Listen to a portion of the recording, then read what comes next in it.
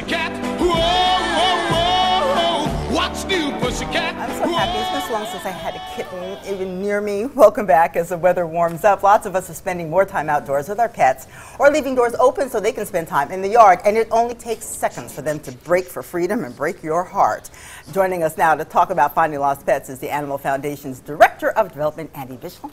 Thank you for joining us. And the pretty little baby. Now, who is this? This is Roger. Oh. He's about 10 weeks old. Yeah, how He's sweet. trying to get out of his little burrito. I'm ready. I'm All right, ready. this is my camera shot. Okay, before we talk about what people should do if their pets are lost, let's talk about what I think is one of the most important things I always hear.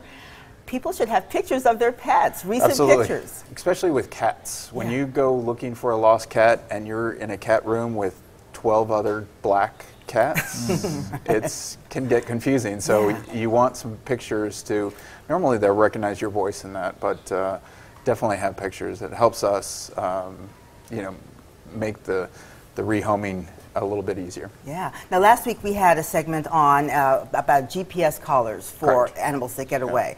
That is okay in terms of tracking your pet, but one of the most valuable tools that you guys are really, really pushing, and most vets I know really push, microchipping.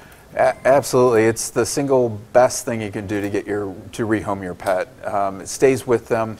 A tag or a collar can fall off. Microchip can stay with it. We've actually switched to a chip that with most microchips you have to take them to a vet and get them scanned or down to the Animal Foundation, but the new ones, the chip has a tag on it with a Google number, so you can actually put that number in Google and it'll tell you information to contact the owner. Now, you guys are running a special on this, and I think that when we were talking before, you said you don't have pets for all of the best reasons. Well, yeah, a huge responsibility. So, when I'm ready to tackle that, then we'll get a dog. I grew up with two big dogs. I had a huge lab and a St. Bernard. Yeah. I used to see them go across the street and just take off. So, I mean, it was what it was. I don't think the technology was quite there as far as the tracking. But when you put a microchip in, can you track them on your phone? Like, is that possible? You can. I don't know about the microchips, but they have a collar now that you can, like a low jack, if you will. Right. Well, that's always been my fear of taking my dogs to the open desert. I do it like a lot of people do, and they've been pretty good so far about coming back. But one stray rabbit, or in one case, a couple of bighorn sheep, and shoo, they're gone. And I wondered, like, how am I ever going to track them?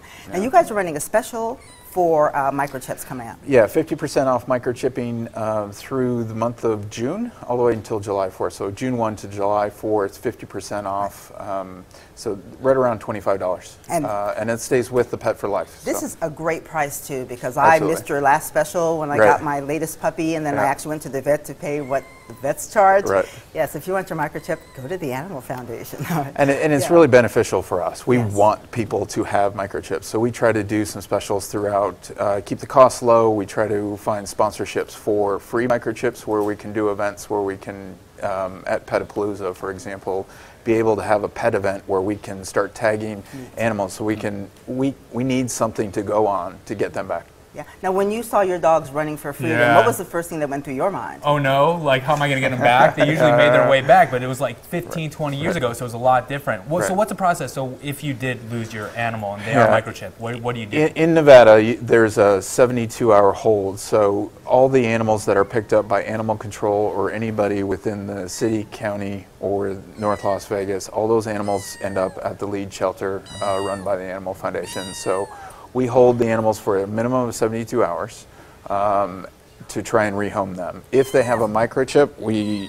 follow up on that information. The other real trick to microchipping is keeping your information current. If it's not current information, and that's what we have, we don't have anything to go on. It's getting a little better because so many more people are using cell phones, and those phone numbers stay with you much longer. And really quickly, because we've got to wrap up, you've got a special coming up for little babies like Roger. It is Adopt a Shelter Cat Month, so there are, I'm trying to hold on to Roger wants to go. He's trying to break for freedom now. $5 adoption fee for cats over 6 months, and then kittens are half price. Very nice. Well, to contact the Animal Foundation about lost pets, to volunteer, to get a cat or microchip special, log on to the website or call the number on your screen. Well, it's time for me to say goodbye. I got to run over across the hall for Action News Live at 3 o'clock, but before I go,